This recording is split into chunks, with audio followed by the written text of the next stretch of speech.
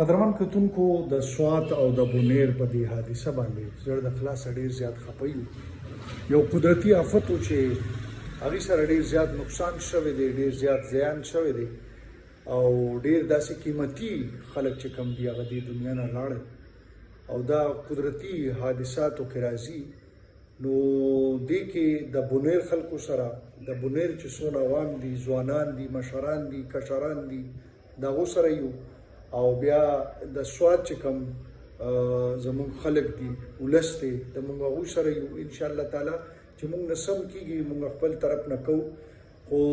زه تاسو ته یو خبره ډېر کلیر کوم، ډېر واضح انداز کې کوم چې موږ چې سم کوو د بونیر د خلکو دپاره او د سوات د زموږ چې کوم د سیمې خلک دي هغو دپاره چې سم کوو د هغې مشروطیه به موږ نه کوو انشاءالله تعالی او دا به خاموشۍ سره او په ډېر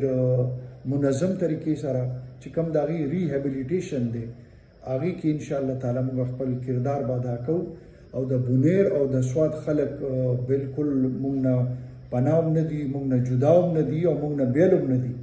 انشاءالله تعالی. بس یو آفت دی هغه راغلی او بس اوس د ریهیبلیټیشن هغه سیستم دی، سانحه ده، ډېر غم دی، ډېر غم دی. خو په دې غم کې موږ دا خبره کوو یاره چې موږ کوشش دا کوو یاره چې صرف تشې خبرې اترې ونه کوو بلکې تاسو سره مرسته وکړو، د خلکو سره مرسته وکړو او زموږ چې کوم د قیمتي خلک چې کوم پاتې دي هغوی سره مرسته وکړو. دا ستاسو د کورونو جوړولو په حوالې سره د نور چې کوم نقصانات شوي دي د هغو په حوالې سره چې موږ نه سم کېږي انشاءالله تعالی موږ لګیا یو، موږ کوو او ډېر زیات خفه یو، ډېر زیات خفه یو، زړه د خلاصه خفه یو او بس تاسو دپاره هم دعاګانې دي، زړه د خلاصه دعاګانې دي او دعاګانو سره سره انشاءالله تعالی زموږ چې کوم د عملي اقدامات دي هغو کې هم موږ تاسو سره یو انشاءالله.